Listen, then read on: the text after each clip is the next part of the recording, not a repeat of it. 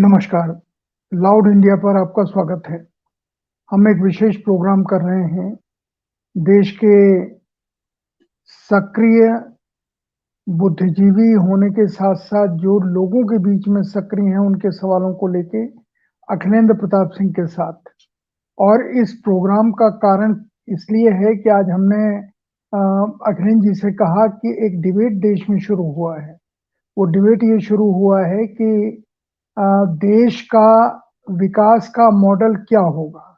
मोदी जी कह रहे हैं कि बिना कैपिटलिज्म के कुछ हो नहीं सकता क्योंकि अब सरकार नौकरियां दे नहीं सकती और ये जो प्राइवेट सेक्टर है, वही इसमें कुछ कर सकता है। सरकार ने हाथ डाल दिए हैं क्योंकि अब वो वेलफेयर मॉडल मॉडल उनके सामने से खत्म हो गया है।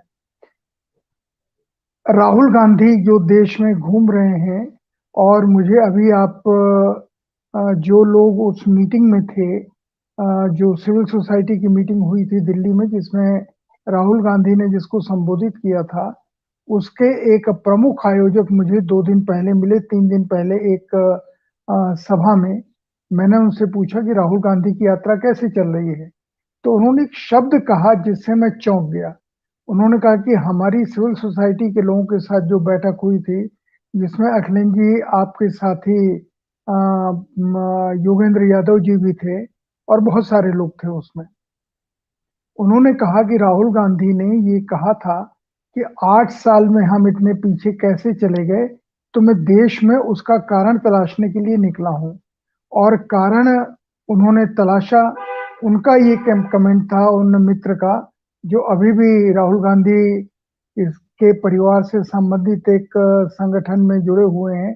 पर उन्होंने मुझे साफ-साफ कहा कि संतोष जी, मुझे वो ज्ञान कहीं दिखाई नहीं देता कि राहुल गांधी उसको प्राप्त कर रहे हैं कि हम 8 साल में पीछे कैसे चले गए। वो जानकारी नहीं ले रहे हैं, वो तो कुछ और कर रहे हैं। उनके इस वाक्य ने मुझे चिंतित किया और मैं आज आपसे एक सवाल पूछ रहा हूँ कि एक बहस शुरू हो गई है कि ये देश पूंजीवाद के तरीके से विकसित होगा या ये देश में अपने देश में भी कुछ ऐसे वर्ग हैं, तत्व हैं, जो इस देश को अपने ढंग से चला सकते हैं, ले जा सकते हैं और ये पूरा का पूरा रास्ता, चाहे वो मोदी जी का हो या राहुल गांधी का हो, ये एक ही आर्थिक सिद्धांत से जुड़ा हुआ है। लेकिन हमारे देश में जो हमारी समस्या है, हमारे देश की समस्या है, किसानों की समस्या है, मजदूरों की समस्या है, जिसमें मुख्यतः जो अभी थोड़ी देर पहले आपसे बात हो रही थी, आपने कहा कि जो जो हमारी यहाँ की पूंजी है, वो पूंजी तो हमारी खेती है और उसका सबसे बड़ा स्टेक होल्डर हमारा किसान है।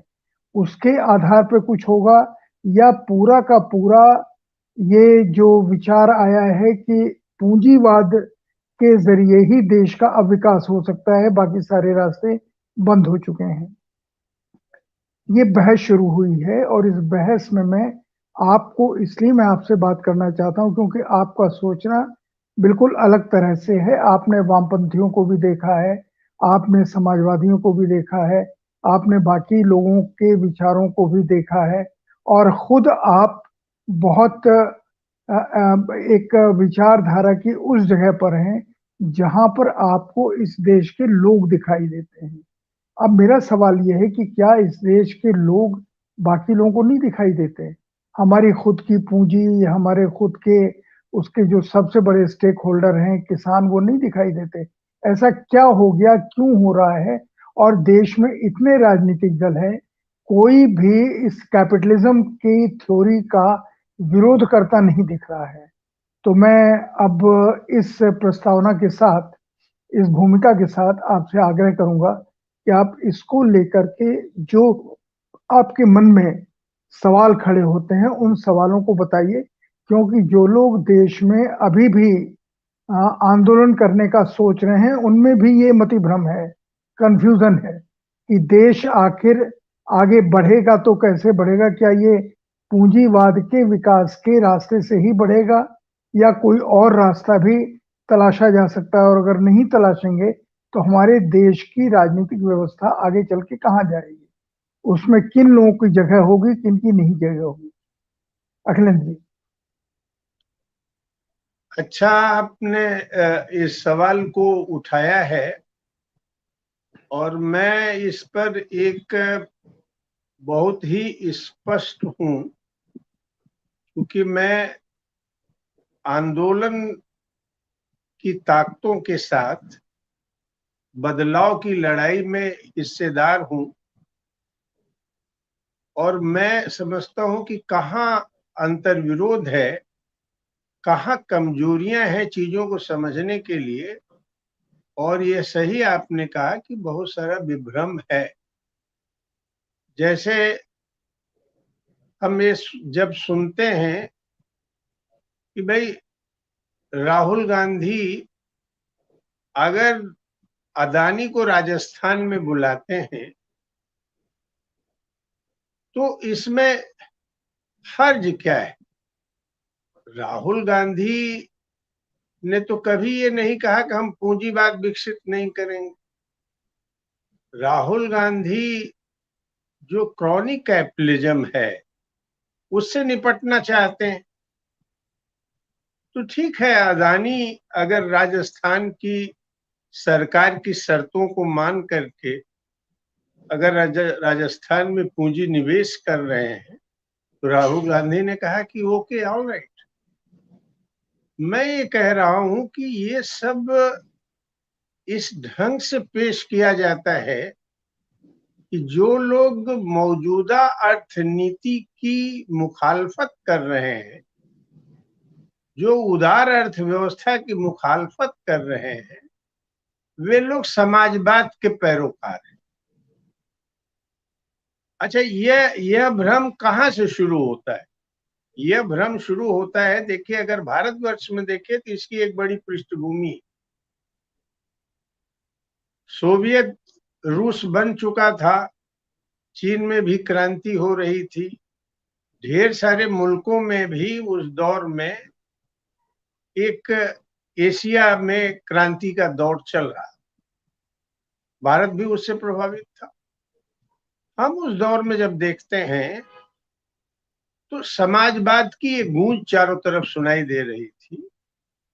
समाजवाद के क्या तरीके होंगे इस पर बहसें थीं, लेकिन समाजवाद यहाँ तक कि गांधी जी भी कहते थे कि भाई तुम लोग हमको भी समाजवादी मान लो, लेकिन हमारा समाजवाद अलग किस्म का है। बहरहाल मेरे कहने का मतलब है कि समाजवाद उस दौर का बहुत पॉपुलर स्लोगन और प्रोग्राम बन गया लोगों के साथ। लेकिन पूंजीवाद बनाम समाजवाद का वो दौर था ही नहीं। जैसे चीन में भी, रूस की बात अगर छोड़ भी दें तो चीन में बहुत सारे ऐसे लोग हैं जो इसकी आलोचना करते हैं कि माओ को छोड़ दिया और इनको छोड़ दिया। ऐसे देखते हैं जैसे कुछ व्यक्तियों का मामला था, गद्दारी किया देंग ने और चीन में आ गए और उन्होंने माओ की पूरी विरासत को उलट दिया। बात उसकी नहीं है। बात अगर मार्क्सवादी तौर तरीके से देखिए तो इस पर इतिहास में ढेर सारा सवाल भरा हुआ है कि जब तक एक किस्म की उत्पादन शक्तियों को का विकास और वो एग्जॉस्ट नहीं हो जाती हैं, तब तक आप कोई नया सिस्टम, कोई नई आर्थिक व्यवस्था का जन्म नहीं दे सकते। इसीलिए लेनिन को भी न्यू इकोनॉमिक पॉलिसी अपने यहाँ लागू करनी पड़ी। चीन में देखिए तो देंग को प्रिमिटिव स्टेज ऑफ सोशलिज्म जिसको कहते हैं कि प्रारंभिक चरण है समाजवाद का, दरअसल वो कह रहे हैं कि ये दौर पूंजीवादी विकास का है। भारतवर्ष में भी समाजवादी लोग, समाजवाद का नारा चूंकि दुनिया में चल रहा था, भारत में समाजवादियों की एक धारा थी जो अपने को मार्क्सवादी ही कहती थी, आचार्य नरेंद्र देवोकर। तो यहाँ भी अगर वो देखे तो ये बात कही गई तो वो भी समाजवाद, लोकतांत्रिक समाजवाद ले आना चाहिए।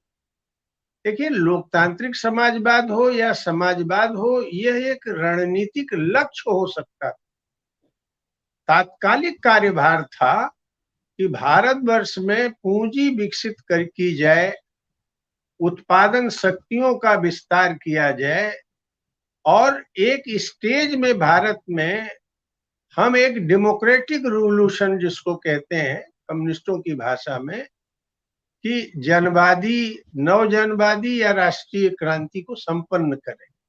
ये जो बहस थी, ये ऐसे प्रस्तुत किया गया कि कुछ वर्षों का मामला है कि कहीं अगर जनवादी क्रांति पूरी हो जाएगी, सीधे हम लोग सोशलिज्म की तरफ चले जाएंगे। यह जो सबसे बड़ा मिस्टेक था, सबसे बड़ी गलती ये थी, यह मान लेना कि अभी भारत या दुनिया सोशलिस्ट रिवॉल्यूशन के स्टेज में आ गया, जबकि स्थिति ये थी कि हमें लड़ना था पूंजी विकास के भारतीय मॉडल के लिए, जिसमें हमें विदेशी पूंजी, तकनीक पर, उस पर हमारी निर्भरता नहीं रहेगी।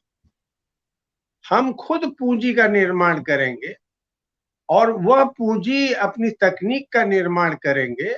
इसी पृष्ठभूमि में बाहर से भी हम सहयोग लेंगे। पंडित नेहरू के जमाने में जो आज भी बहुत लोग कहते हैं कि गांधी जी को पलट दिए, बहुत सारे प्रश्नों पर उनकी जो समझ थी, वो पंचवर्षीय योजना से लेके जितनी भी बातें थी, लेकिन एक धार जरूर ये थी कि हमको अपनी पूंजी और अपनी तकनीकी पर विकसित करने पर विशेष जोर देना चाहिए। गलतियां बहुत दूसरे तरह की हुई, उस पर आज मैं बहस नहीं करूंगा। चाहे वो कोऑपरेटिव्स डेवलप करने की रही हूं, चाहे खेती किसानी पर बात की हो, चाहे लैंड रिफॉर्म का बात रहा हो, वो सब प्रश्न पंडित नेहरू के द्वंद्व और जिस स्ट्रक्चर को लेके हिंदुस्तान में प्रधानमंत्री बन गए थे, उसमें वो क्षमता थी ही नहीं कि कोई इस तरह का एक आधुनिक देशज लोकतांत्रिक भारत के की जो शक्तियां थी उनको वो निर्मित कर सकती। बहरहाल वो तौर तरीका चला किसी तरह 70 तक। आज बहस क्या है? आज ऐसा पोज किया जाता है कि हम अडानी अंबानी का विरोध इसलिए कर रहे हैं, हम पूंजीवाद का ही भी विरोध कर रहे हैं, मानो हम इस देश में समाजवाद ले आने की बात कर रहे हैं। ये कतई भ्रम है। हम किसी समाजवाद की बात अभी वकालत करना एक बढ़ी हुई बात मानते हैं और ये एक ख्याली पुलाव कुछ लोगों के लिए हो सकता है। मैं ये कह रहा हूं कि बहस तो यही है कि क्या पूंजीवाद का विकास हिंदुस्तान में ग्लोबल कैपिटल और कारपोरेट के ऊपर निर्भर होकर, विदेशी तकनीकी और मल्टीनेशनल्स पर निर्भर होकर पूंजीवाद का विकास भारतवर्ष में होगा, या कोई और भी संचालक शक्तियां भारत पर हैं, उसको ध्यान दे करके हमें अपनी पूंजी की ताकतों को, हमें अपने उत्पादन की शक्तियों को विस्तार देने और फैलाने की जरूरत है। कौन ऐसा देश आदमी इस समय होगा, मैं आर्थिक संदर्भ में बात कर रहा हूं, मैं कोई समाजशास्त्री या कोई सांस्कृतिक बात नहीं कह रहा हूं। आज जो लोग ये कह रहे हैं कि राहुल गांधी के पास कोई विकल्प नहीं है, वह तो पूंजी के केंद्रीकरण के खिलाफ है। वो इस बात को नहीं बता रहे हैं कि विकल्प ही विकल्प है राहुल गांधी के पास, प्रोवाइडेड अगर वो साहस करें कि हमको कारपोरेट ग्लोबल कैपिटल पर निर्भर हो करके देश के विकास के मॉडल को नहीं डेवलप करना है। यही बात है जो मोदी भी करते हैं, बीजेपी भी करती है, वही बात राहुल भी करते हैं। तो मतभेद की जो डोरी है इतनी कम है कि वह दोनों एक जगह जाके मिल जाती।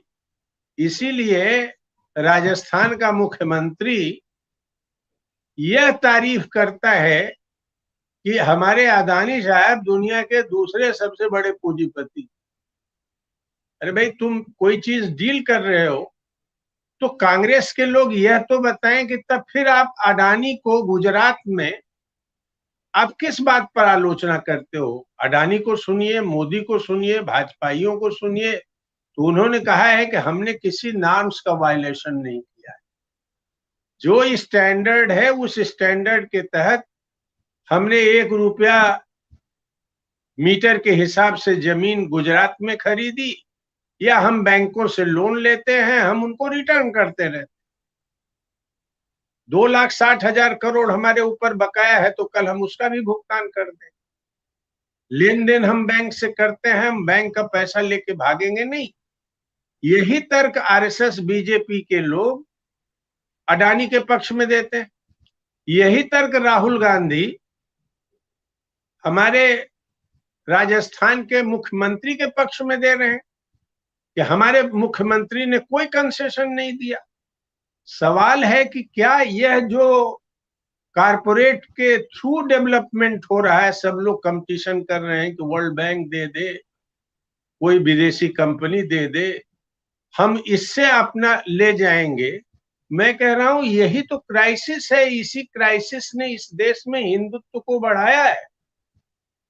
यही पूंजी की जो क्राइसिस है, पूंजी इसी से निपटने के लिए आज जो पूंजी की वह डिक्टेटरशिप ले आना चाहती है, तो इसी संकट को तो वो दूर करने के लिए, क्योंकि इस संकट को वो खुद बिना दमन किए हुए दूर नहीं कर सकती, इसीलिए लेबर लॉज में किसानों की जमीन पर निगाह है। लेबर लॉज बदल दिए गए, 8 घंटे की जगह 12 घंटे। बेकारी बढ़ रही है, छात्रों को कहीं कोई रास्ता नहीं दिख रहा है, न रोजगार सृजन हो रहा है, न हमारी अर्थव्यवस्था समृद्ध हो रही है। यही वो संकट है। इसलिए पूंजी की तानाशाही को लाने के लिए ग्लोबल कैपिटल और हिंदुत्व ने एक गठजोड़ करके हिंदुस्तान को तानाशाही के फांसीबाद के एक मुहाने पर ले आके खड़ा कर दिया। तो मैं ये कह रहा हूं कि राहुल गांधी महज समाजशास्त्री बहस करके कि वो हिंदुत्व के वकालत करते हैं, मैं हिंदू सनातन धर्म का वकालत करता हूं, यह तो बहस का बहुत छोटा हिस्सा है। असली बहस तो जो मेन विलेन है, कल्प्रिट है, वह विदेशी पूंजी और कारपोरेट पूंजी के संकट को हल करने के लिए पूरे देश की जनता को जवाबदेह बनाकर इस देश में तानाशाही और अधिनायकवाद लागू किया जा रहा है। कल राहुल गांधी ये नहीं करेंगे अगर मान लीजिए इनको आउस्ट कर दिया जाए, इसकी क्या गारंटी? क्योंकि जिन राज्यों में इनकी सरकार है वह तो यही कर रही। जाके आप छत्तीसगढ़ देख लीजिए, वहां जो दमन हो रहा था आदिवासियों का भाजपा के जमाने में, रमन सिंह के जमाने में, आज भी वो दमन जारी। जितने काले कानून थे तब वहां पहले थे, आज भी हैं। यही हमने देश भर के जितने राजनीतिक सामाजिक कार्यकर्ता हैं उनसे संपर्क करके, चाहे वो दलित आंदोलन के हों, चाहे समाजवादी आंदोलन के हों, या खुद इस सरकारी सत्ता में किसी पोजीशन में रहे हों, सबसे हमने संपर्क किया। यह जो संकट है, इस संकट को हल करने के लिए हमको एक देश में नैरेटिव तैयार करना होगा। और हमने 17-18 तारीख को वहां की बैठक में एक नैरेटिव दिया, जिसमें हमने 20 सूत्री कार्यक्रम दिया। उस कार्यक्रम के तहत ही हम ही लोगों ने 11 तारीख को अरुण कुमार को बुलाया है कि आप आके बताइए कॉन्स्टिट्यूशन क्लब में कि रोजगार हिंदुस्तान में नौजवानों को नौकरी दी जा सकती। प्रशांत भूषण से कहा है कि आप आके बोलिए कि ये जस्टिसिएबल है, ये लागू की जा सकती। तो मैं ये कह रहा हूं कि यात्रा निकालें, उस पर मेरी पूरी शुभकामना है, लेकिन सवालों का जवाब राहुल गांधी की यात्रा में नहीं है। और आज जो दो लोकतांत्रिक ताकतें इन दलों को मदद कर रही हैं, उनसे मैं आग्रह करना चाहता हूं कि आप इन मुद्दों पर खड़े होइए, नहीं तो आप खाई में गिरने के लिए तैयार रहिए। आपके जो लोग जेल में बंद हैं वो रिहा नहीं होने जा रहे हैं, नौकरी नहीं मिलने जा रही है, किसानों को लाभकारी मूल्य नहीं मिलने जा रहा है। भ्रम भले पैदा कर दीजिए, एक सरकार हटा के दूसरी सरकार बनाए। तो मेरा ये कहना है कि आज वह सभी लोकतांत्रिक ताकतों का काम है कि इस देश में एक लोकतांत्रिक पूंजीवाद की जो ताकतें हैं, जिसका संचालक और चालक ताकत मैं किसान मानता हूं और व्यापक स्तर पर श्रम शक्ति मानता हूं, गांव और कस्बे के मेहनती लोग मानता हूं, आदिवासी और दलित मानता हूं, समाज का उपेक्षित तबका मानता हूं, महिला मानता हूं, सब लोगों को एक मंच पर ले आकर के पर्यावरण की रक्षा के लिए और समाज में सही किस्म का एक देशज लोकतांत्रिक पूंजीवादी व्यवस्था का निर्माण करने के लिए यह जो मॉडल है पूंजीवाद का, कारपोरेट और ग्लोबल कैपिटल पर निर्भर होकर, उसको त्याज्य बना करके अपनी कुवत पर खड़े होके हिंदुस्तान के विकास का मॉडल खड़ा करना होगा। नहीं तो तानाशाही में हमें जाना, ये सब हमको तानाशाही में ले जाएंगे और जो लोकतांत्रिक व्यवस्था हमारे यहाँ थोड़ी बहुत है उसको भी खत्म कर देंगे। अखिलेश जी, मैंने जो सवाल पूछा उसके ऊपर आप नहीं आए। आपने अपनी मीटिंगों का हवाला दिया या जो कॉन्स्टिट्यूशन क्लब में 11 तारीख को मीटिंग हो रही है उसका हवाला दिया। मेरा सवाल वो है ही नहीं। मेरा सवाल ये है कि जिस कैपिटलिज्म की या जिसका विरोध राहुल गांधी ने क्रोनी कैपिटलिज्म करके दिया, जिसका मतलब मैं अभी भी ये मानता हूं कि चुने हुए लोगों के हाथ में देश की सारी अर्थव्यवस्था को सिमटा देना, चुने हुए लोगों को, जिसको राहुल गांधी शुरू में मना करते थे कि नहीं, क्रोनी कैपिटलिज्म ये है कि आप अडानी और अंबानी के हाथ में सारे देश के संसाधन दे रहे हैं। मेरा प्रश्न ये है आपसे कि वो क्रोनी कैपिटलिज्म का सवाल तो खत्म हो गया जिस दिन अडानी का विरोध राहुल गांधी ने छोड़ दिया या अंबानी का विरोध छोड़ दिया। मेरा सिर्फ ये कहना है कि वो कहने को क्रोनी कैपिटलिज्म के विरुद्ध थे, लेकिन दरअसल वो थे नहीं। होते तो इन दो लोगों के हाथ में जिस तरह से आर्थिक शक्ति सिमट गई है उसका वो अभी भी विरोध करते। मैं आपसे प्रश्न सिर्फ ये पूछ रहा हूं कि इन सारी चीजों का जवाब क्या भारतीय संदर्भ में, क्योंकि हमारे देश की सबसे बड़ी पूंजी जो दुनिया में नहीं है लोगों के पास, वो हमारी खेती है और हमारे किसान हैं, जिसके आसपास हमारा समाज चलता है, और जिन किसानों ने इस देश को बहुत सारी मुसीबतों से बचाया है, आर्थिक मुसीबतों से। जब विश्व में मंदी आई 7 और 8 में, किसानों ने बचाया उसको। तो मेरा ये जानना है कि क्या आपकी नजर में भारत की खेती और भारत की कृषि आधारित अर्थव्यवस्था को लेकर के अगर राजनीतिक दल साफ नहीं है, क्या इसका कोई अर्थ आज के संदर्भ में बचता है या नहीं बचता है, या हम उसी कैपिटलिज्म के रास्ते पे जाएंगे जिसका आप जिक्र कर रहे हैं कि जिसके बारे में राहुल गांधी और मोदी लगभग एक आर्थिक धरातल पे खड़े हुए हैं। और जो मेरा अपना अभी भी ये मानना है कि आपकी जैसी अर्थनीति होगी वैसे ही आपकी राजनीतिक शक्ति भी आप उसी को लेके बनेंगे, क्योंकि राजनीति कोई अलग से नहीं चलती है, वो बुनियादी तौर पर अर्थनीति के हिसाब से ही चलती है। तो क्या इस देश की अपना कोई नजरिया विकास का, देश को डेवलप करने का हो सकता है या नहीं होगा? मुख्य सैद्धांतिक सवाल ये है।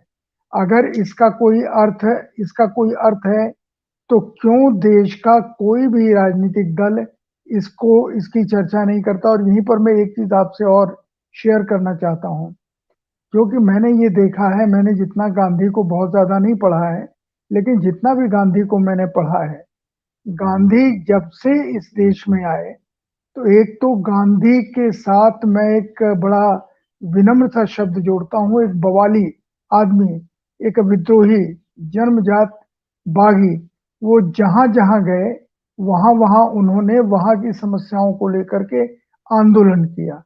अकेले किया, लोग उनके साथ आते चले गए, उन्होंने कभी किसी की प्रतीक्षा नहीं की। और गांधी ने जो देश को लेकर के एक सपना देखा था अखिलेंद्र जी, वो ये था कि इस जो पूंजीवादी अर्थव्यवस्था है इसके मुकाबले वो गांव को खड़ा करना चाहते थे, गांव के संसाधनों के जरिए से। और वो मानते थे कि जैसे आजकल सरकार चाहती है या पूंजीवाद चाहता है कि गांव से लोग शहर की तरफ भागें और शहर की तरफ आए ताकि गांव की पूंजी, खेती इन लोगों के हाथ में आ जाए जो जिनको हम कैपिटलिस्ट कहते हैं, या जिनको हम क्रोनी अब कहें या नहीं कहें, वो शब्द तो मेरी समझ से अर्थ खो चुका है। तो मेरा ये मानना है कि गांधी ने जो गांव को एक खड़ा करने की कोशिश की थी इस सारी विपरीत परिस्थितियों में, कि वो गांव इस अर्थनीति का मुकाबला करेगा जो पूंजीवादी अर्थनीति है, और गांव में रहने वाला गांव को खड़ा करेगा ताकि शहरों के ऊपर गांव की आत्मनिर्भरता खत्म हो और वो गांव इस देश के विकास का आधार बने। गांधी ने हिंद स्वराज लिखा, छोटी सी किताब है, लेकिन हम 4 बार भी पढ़ के नहीं समझ पाए, अब धीरे धीरे कुछ समझ पा रहे हैं। पर उसमें जो गांधी ने जिस तरीके से किया, उसको हमारी राजनीतिक दल, छोड़ दीजिए नेहरू का जमाना, छोड़ दीजिए उसके बाद का जमाना, लेकिन अगर आज भी नहीं समझ पा रहे हैं, चाहे वो वामपंथी दल हो या समाजवादी झंडे का नाम लेने वाले लोग हों या जो भी लोग हैं, वो क्यों नहीं समझ पा रहे हैं कि इस कैपिटलिज्म का या ये जो अर्थ देश को बढ़ाने का जो पूंजीवादी तरीका है जिसमें अब सभी भरोसा कर रहे हैं, उससे ये देश विकसित नहीं होगा, बल्कि हमेशा के लिए आर्थिक तौर पर ये दुनिया के पूंजीपतियों का गुलाम हो जाएगा। अखिलेश जी, देखिए, पहली बात है, संतोष जी, आप एकदम क्लैरिटी पे बात कर रहे हैं। मैं आपको कह रहा हूं कि यह जो लोग नव उदारवादी अर्थव्यवस्था के पीछे जाने के लिए तैयार नहीं है, माने 90 के पहले जो सन 47 से कुछ सीखने के लिए तैयार नहीं, उन लोगों ने एक बहुत मजबूती से शब्द इजाद किया, क्रॉनिक कैपिटलिज्म। माने उन्होंने कहा भाई इस मॉडल से, मैंने जैसे मैंने कहा कि मेरा कैपिटलिज्म से कोई विरोध नहीं है, क्योंकि अभी वही स्टेज है, कल आएगा तो सोशलिज्म हम देखेंगे। अभी तो हमारा काम है कि प्रोडक्टिव फोर्सेस को डेवलप करें, अपनी पूंजी डेवलप करें, टेक्नोलॉजी डेवलप करें।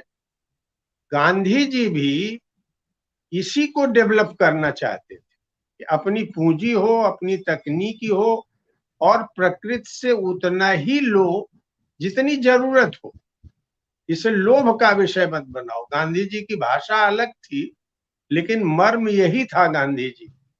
बिल्कुल क्रॉनिक कैपिटलिज्म जो इन लोग डेवलप करना चाहते हैं, कहते हैं, वह क्रॉनिक कैपिटलिज्म कहने का मतलब है कि स्टेट के मैनिपुलेशन में पूंजीपतियों का विकास कर।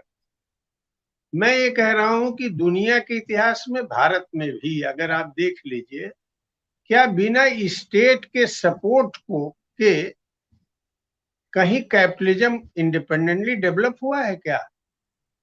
अगर भारत की राज्य व्यवस्था, जो हमारा वेलफेयर स्टेट में पब्लिक सेक्टर बनाया गया, अगर वो न होता तो क्या टाटा, बिरला भारत के इतने प्रमुख उद्योगपति बन पाते? स्टेट हर वक्त इन फोर्सेस के सर्विस में रही है, भारत में भी है, अंदर में भी। हाँ, कहीं क्रॉनिक कैपिटलिज्म बहुत चालाकी से क्वाइन किया गया, तो भाई ये क्रॉनिक कैपिटलिज्म है, कुछ लोगों को बढ़ावा दे रहे हैं। मोदी कुछ लोगों को बढ़ावा दे रहे हैं, उसकी गहराई क्या है? जिन कुछ लोगों को उन्होंने बढ़ावा दिया, उन्हीं कुछ लोगों को तो आप भी वर्ण कर रहे हैं, चाहे छत्तीसगढ़ में करें चाहे राजस्थान में करें। और कल अगर केंद्र की सरकार आप बनाएंगे तो आप भी वर्ण करेंगे। तो दोष केवल क्रॉनिक कैपिटलिज्म कह देने से नहीं है, दोष है आपके डेवलपमेंट के मॉडल में।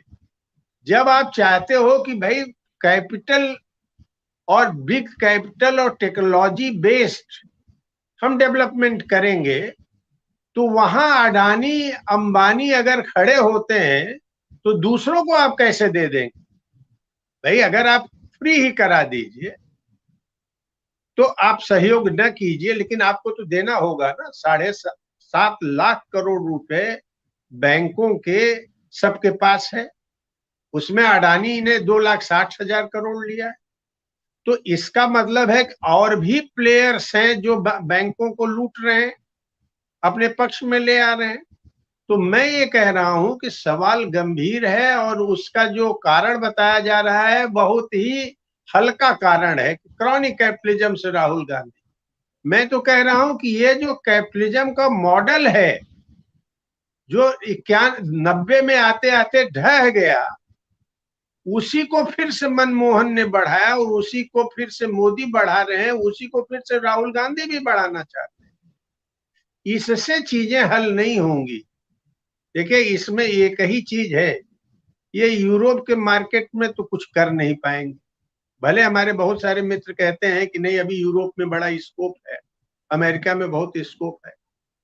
ये केवल तीसरी दुनिया के, एशिया, अफ्रीका, लैटिन अमेरिका के कुछ पिछड़े क्षेत्र हैं जहां पूंजी लगा के ज्यादा से ज्यादा ये मुनाफा कमा लेंगे।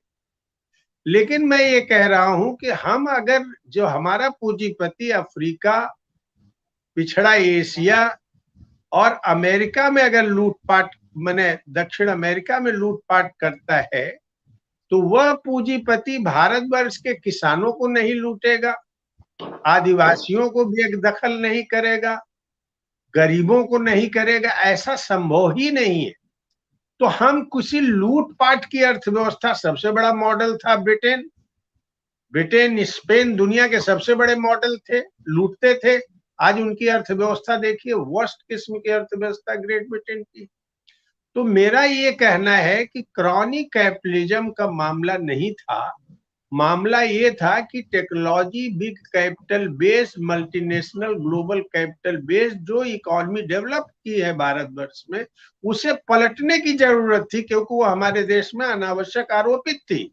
गांधी जी इसी बात को कह रहे थे। गांधी को ऐसे पेश कर दिया गया कि वो तो एक रूरल रिपब्लिक की बात करते थे, विलेज रिपब्लिक की बात करते, बड़े रोमांटिक आदमी। सवाल गांधी का ये नहीं था, वो कह रहे थे कम से कम निर्भर बनो पश्चिम के ऊपर, क्योंकि पश्चिम को, गांधी कोई गांव में रहने वाले आदमी नहीं थे। गांधी पूरे ब्रिटिश सिविलाइजेशन को देखा था, यूरोपीय सिविलाइजेशन को देखा था। वो जानते थे कि अगर एक बार हम उस ट्रैप में फंस जाएंगे फॉरेन के, तो फिर उबरना हमारे लिए मुश्किल होगा। तो इसीलिए वो कहते थे कि अपना कैपिटल बनाओ, धीरे धीरे अपना उद्योग बनाओ, अपना चरखा बनाओ, अपनी टेक्नोलॉजी बनाओ। गांधी को एक फूहड़ बूढ़ा आदमी कह करके, जो पुराने विचारों का आदमी है, उसको हटा दिया गया। इसमें हमारे कम्युनिस्ट पार्टियों का भी बहुत बड़ा रोल है, जो इंडिया में अपना माने समझ विकसित करने में बर खिलाफ चीन के कमजोर थे, फेल किए।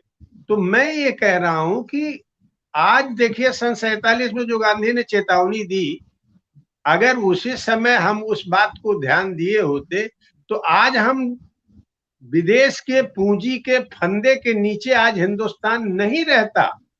आज हमारी इंडिपेंडेंस, आर्थिक स्वायत्ता, आज स्वतंत्रता उस रूप में खतरे में नहीं पहुंचती अगर हम अपनी तकनीकी, अपनी खेती, अपनी किसानी, अपने श्रम शक्ति पर निर्भर किए होते। तो मेरा ये कहना है कि यह जो भ्रम है इसी को साफ करने की जरूरत है। इस देश में क्रॉनिक कैपिटलिज्म ही नहीं, क्रॉनिक कैपिटलिज्म इसका इनएविटेबल पार्ट है। अगर आप विदेशी पूंजी, ग्लोबल कैपिटल, कारपोरेट और इस पर चलेंगे तो क्रॉनिक कैपिटलिज्म मतलब स्टेट एक्टिवली इनको मदद करेगा। एक केस केवल मैं देखता हूं भारतीय राजनीति में, वो अंबानी और नुस्ली वाडिया वाली जो बहस थी, जिसमें राजनीति को थोड़ा स्वायत्त करने की कोशिश वीपी सिंह ने की।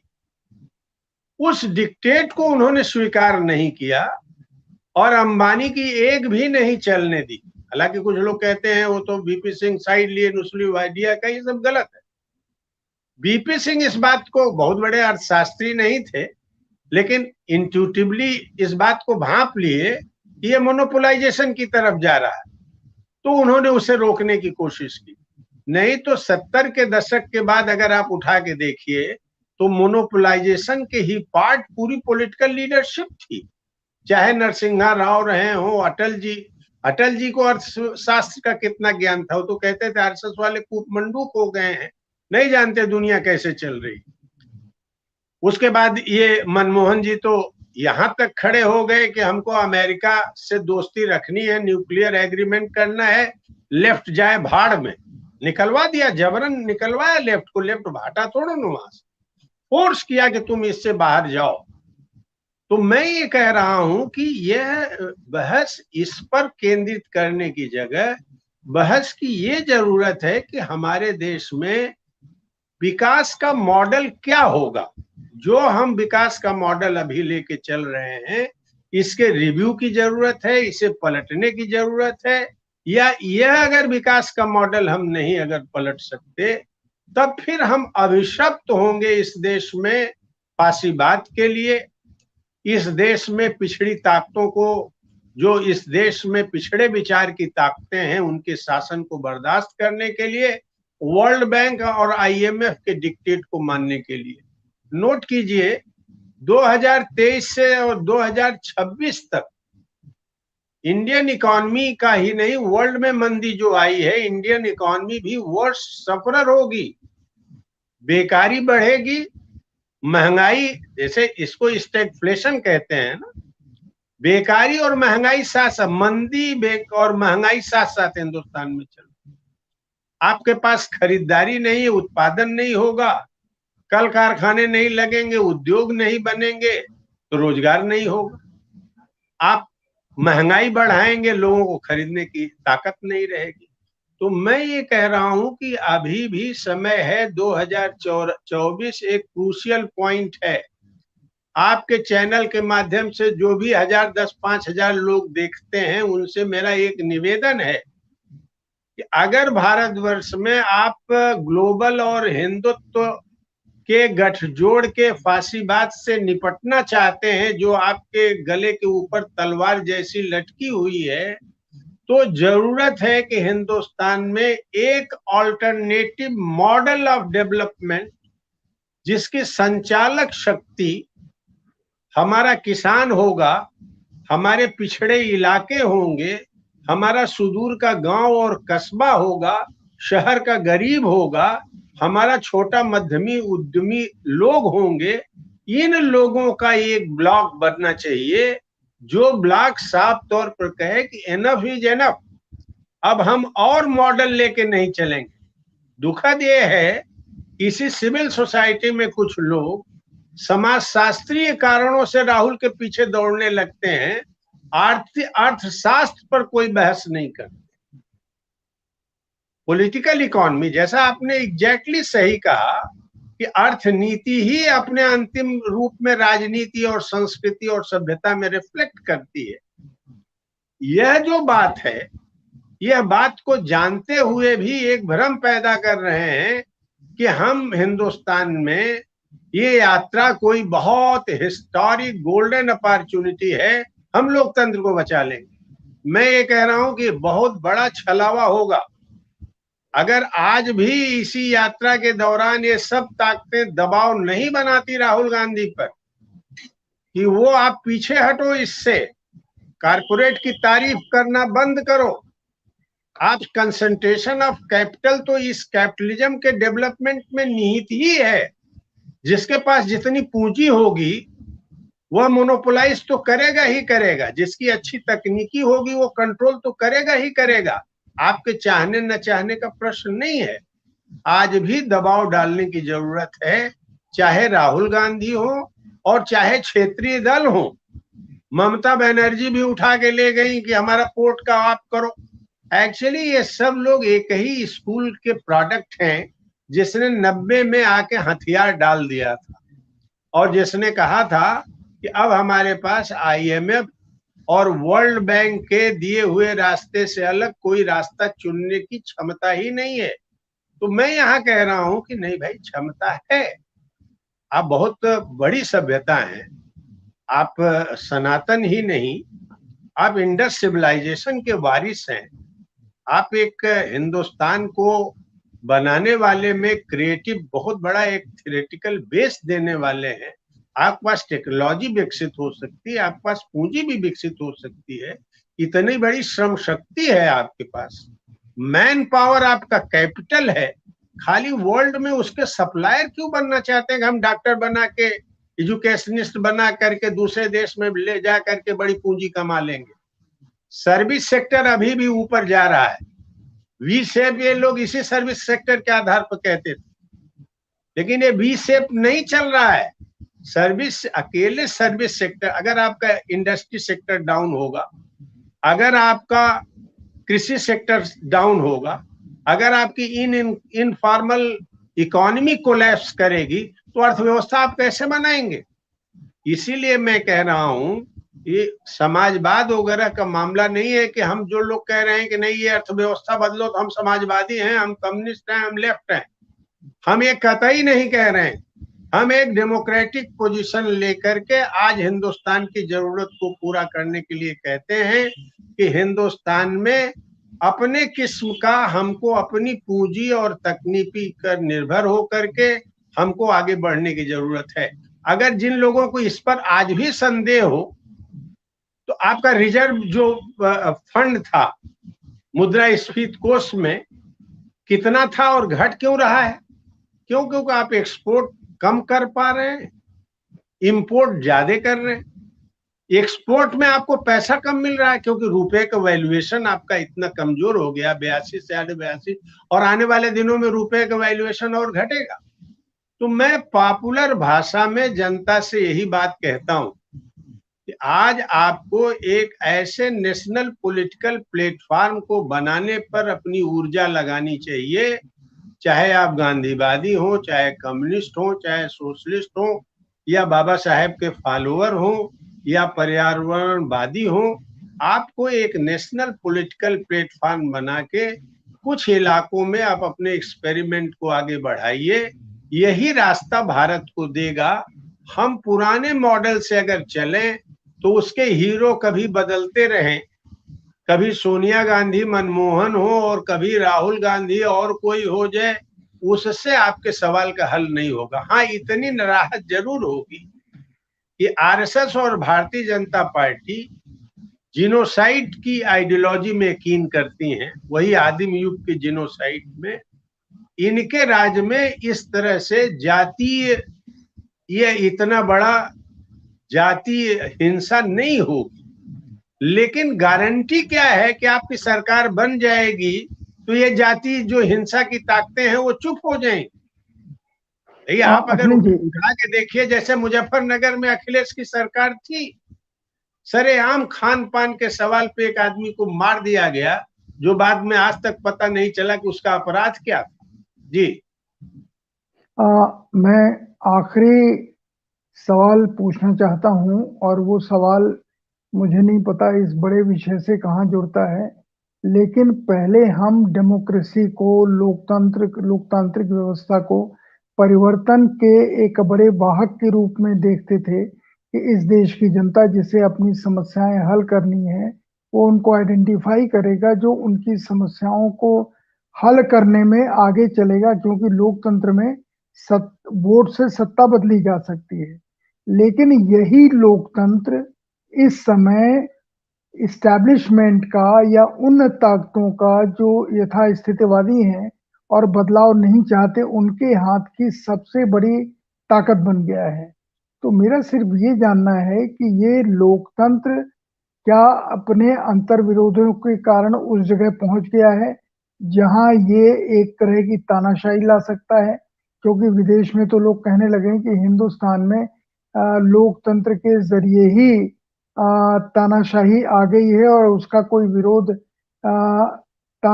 लोकतांत्रिक ढंग से हो ही नहीं सकता, और ये दिखाई भी दे रहा है। तो मेरा सिर्फ ये कहना है कि जो लोकतंत्र है, क्या ये अपने अंतर विरोधों की वजह से उस जगह पहुंच गया है जहां से ये परिवर्तन का आशापूर्ण संवाहक बन सकता है या नहीं बन सकता है? देखिए, यही वो प्रश्न है। देखिए, कोई कहे अभी हम जैसे एक राष्ट्र के बतौर विकसित कर रहे हैं, कल कोई कह दे कि अब इससे ज्यादा आप राष्ट्र के बतौर विकसित नहीं किया। मैंने नागालैंड, मिजोरम से लेके जितने पिछड़े इलाके हैं, जितना विकास करना था कर गया। मैं इस बात को नहीं मानता। हम नेशन इन मेकिंग हैं।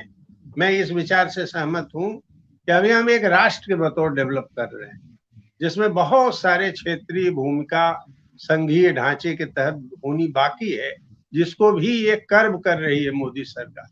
हमारे जो संघीय भावना थी उसको खत्म कर। तो मैं ये कह रहा हूं कि लोकतंत्र तो, जैसा खुद डॉक्टर अंबेडकर ने भी नोट किया, इसके लिए बहुत थ्योरेटिकल वर्क की बात नहीं है। तो वो एपरेंट कंट्राडिक्शन देख रहे थे कि भाई अभी तो लोकतंत्र में हमने कदम रखा है, एक व्यक्ति एक वोट का राजनीतिक तंत्र हमने विकसित किया है। हालांकि एक व्यक्ति एक वोट को भी हासिल करने में 30 साल लगे, क्योंकि वोट लूट लिए जाते थे, हत्याएं होती। तो समझ सकते हैं आप कि आपका अगर 50 से शुरू करिए तो 80, 85, 80 तक आते आते एक व्यक्ति एक वोट कम से कम ये हुआ। अभी भी एक व्यक्ति एक वोट का पूरा धरोहर नहीं हुआ है। यह राजनीति का पहला कदम था जिसको हम पूरा नहीं कर पाए। अभी तो जो प्रश्न था वो सामाजिक और आर्थिक लोकतंत्र का, उधर तो हमने कदम ही नहीं बढ़ाया। अब लोग कह रहे हैं कि इसको भी पलट दो क्योंकि तुम्हारे देश में सूट नहीं करता है। अरे भाई, लोकतंत्र का मतलब क्या होता है? लोकतंत्र का मतलब होता है लोगों की पहलकदमी विकसित करना, लोगों को अपने भाग्य का नियामक बनाना, नागरिकों को अधिकृत करना कि वो अपने कॉन्ट्रैक्ट को सरकार जब बनाते हैं तो तोड़ने का अधिकार देना। आप जानते हैं, बहुत लोगों ने इसको पढ़ा है। आज कुछ लोग कह रहे हैं कि अब भारत को नए कॉन्ट्रैक्ट की जरूरत है। माने सन 47 में जो कॉन्ट्रैक्ट हुआ था, जो आजादी के दौरान लाहौर और कराची के रिजोल्यूशंस थे, जिसमें ये लिया गया कि ये इंडिया का हमारा नक्शा है, यह भारत हम बनाएंगे, जिसमें हम अपनी नियति को खुद ही लिखेंगे। अब ये कहा जा रहा है कि उस नियत की लिखने का दौर खत्म हो गया, अधिकार लेने का दौर खत्म हो गया। अब आप एक नया कॉन्ट्रैक्ट स्टेट से करिए, और वह नया कॉन्ट्रैक्ट माने एक फासिस्ट मॉडल के स्टेट से करिए। पहले एक ऑटोक्रेटिक मॉडल था, उससे हमको एक एग्रीमेंट हुआ था कि हम इसे डेमोक्रेटिक बनाएंगे। हम अभी केवल राजनीतिक ही नहीं, आर्थिक और सामाजिक भी बनाएंगे।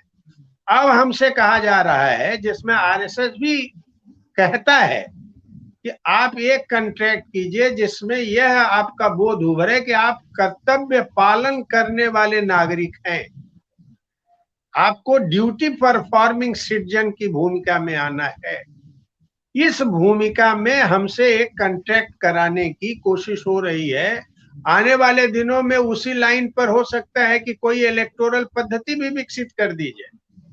मेरा ये कहना है कि इस देश में लोकतांत्रिक प्रणाली के अलावा और कोई प्रणाली नहीं चलेगी। यही भारत का इतिहास है। जब हमने एक राष्ट्रीय आंदोलन, लोकतांत्रिक आंदोलन के लेवल पर किया, तभी पूरा राष्ट्र एक हुआ। किसी ब्रिटिशर्स का दिन नहीं है। बड़े बड़े राजा हुए, अकबर हो, अशोक हो, या जो अन्य लोग, विजयनगरम का राज्य रहा हो, मराठों का रहा हो, यह कभी भी एक अखंड भारत की सीमा नहीं निर्मित कर पाया। यह राष्ट्रीय आंदोलन था जो राष्ट्रीयता के लिए लड़ करके एक अखंड भारत की अवधारणा पैदा की, जिसको हम संभाल नहीं पाए। एक ही सभ्यता, दो राज्य बन गए हमारे देश में, पाकिस्तान और भारत बन गए। तो ये लोकतंत्र को खत्म करने का मतलब ये है कि लोकतंत्र से बेटर, लोकतंत्र को खत्म करने का मतलब है सिटीजन्स के राइट्स को खत्म कर देना या सिटीजनशिप को ही नकार देना। यह एक घातक विचार है। लोकतंत्र को कम करने की नहीं, लोकतंत्र को विस्तार देने की जरूरत है, जो अर्थ क्षेत्र में भी हो, जो राजनीतिक क्षेत्र में भी हो, जो मैनेजमेंट में भी हो और राष्ट्र निर्माण में जिसकी एक स्पष्ट सहभागिता हो, पार्टिसिपेशन हो, वह लोकतंत्र की तरफ अभी मार्च करना है। यह भारत का जो मॉडल है, देशज डेवलपमेंट का मॉडल है, यह देशज मॉडल हम अगर चलाएं या राष्ट्रीय मॉडल हम उसको कहें, देशज न कहें, राष्ट्रीय मॉडल है। ये जो विदेशी हमारे ऊपर कारपोरेट मॉडल चल रहा है, उसकी जगह एक राष्ट्रीय मॉडल हम डेवलप करें तो उसका की पॉइंट डेमोक्रेसी होगा।